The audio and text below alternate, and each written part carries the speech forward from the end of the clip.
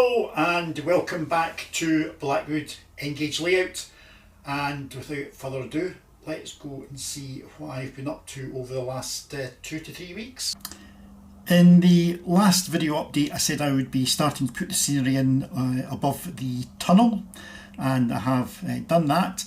You can see that in front of you this small triangular section has had the scenery applied to it. That's actually my second attempt at it.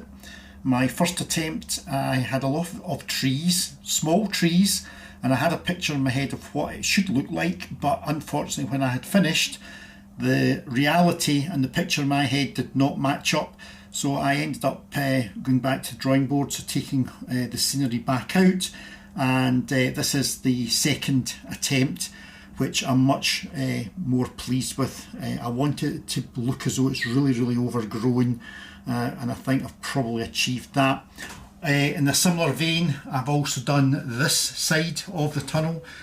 So again, this has all been scenicked up.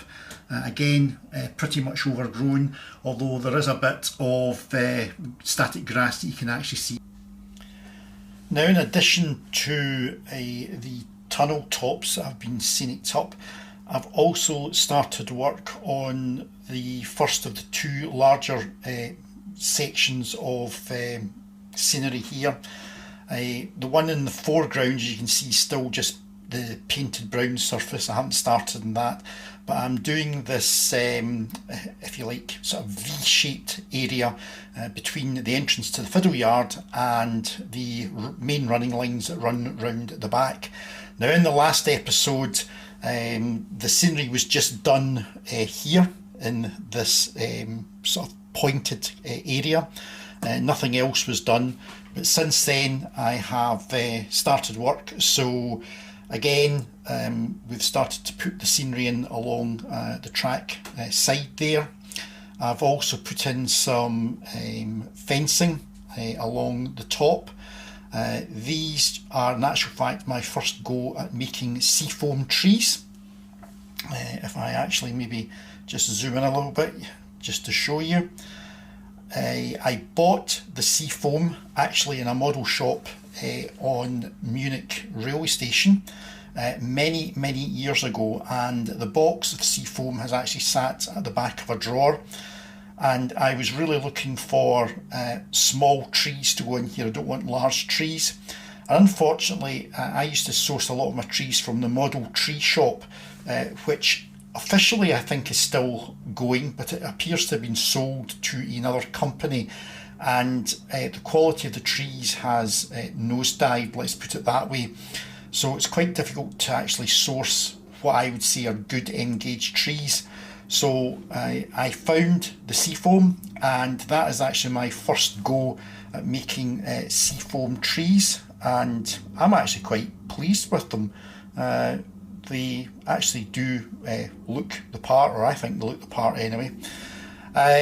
So if I come back out there, along the back of this V-shaped area, there is fencing has also been put in. That's just the Pico field fencing, and again there is plenty of bushes along the top of the actual cutting. I'll move the camera around so that you can see this V-shaped area that I'm working on.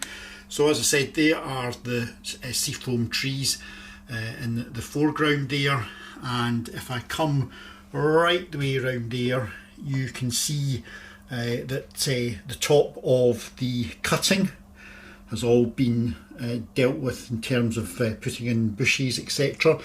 Gorse, loads of different bits and bobs, all the way back until we come to the sort of V-shaped at this end, which is just built up with lots of actual bushes. So the main part in the middle here has had static grass on it. You'll see there's some bare patches because it's only had one layer of static grass, so I need to go back over this with some layering spray and add some further static grass to it. Haven't quite decided what's going to go in here. I don't really want to fill it up with trees.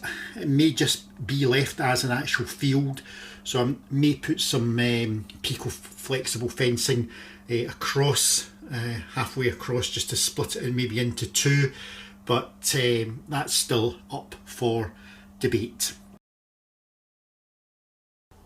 Now, one other thing that I have been doing in the last 3 weeks is actually putting up new lighting along the side and the back of the layout.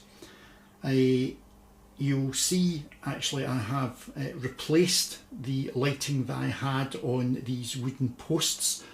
The lighting I had was actually LEDs from, they were actually picture lights which I got from IKEA many moons ago, but I have actually replaced these with lighting units that normally get put underneath kitchen cabinets, and I've actually installed 7 of them. So there is one again on that post there, so that's a replacement for the picture lamp that I had. I've got one on the wall, again another one on the other post where I had the other picture lamp, and then right the way along the back wall I have got lamps all the way along back to the helix. I was not aware about how poor the lighting was in the back end of the layout. It was probably prompted when I came to do the scenery at this part of the tunnel mouth. I found I did actually have to have a temporary light shining so I could see exactly what I was doing. And I think that's what prompted me to think, I don't think maybe the lighting's all that great, and it has made a massive difference to the back end of the layout. Things which it's always gone to the stage where I will now need to put in quite a bit of detailed scenery because you can actually see everything. This is the area here that is still to be worked upon.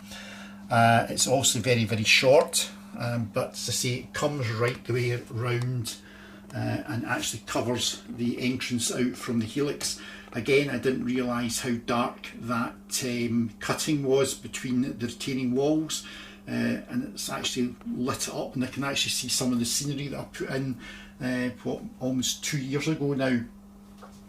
So again, if you're wondering where I got these lights from, they're actually from Lidl's. They are £8 ago, and the good thing about them is that you can daisy chain them, so you can actually daisy chain 11 of these onto one plug. So I actually have currently got 6 daisy chained along here, and then there is this single lamp over at this end that is daisy chained as well. And it has made a huge difference to this side, the back end of the layout. I think probably you don't realise, because obviously when the layout and there's no scenery there, although there is lighting within this shed,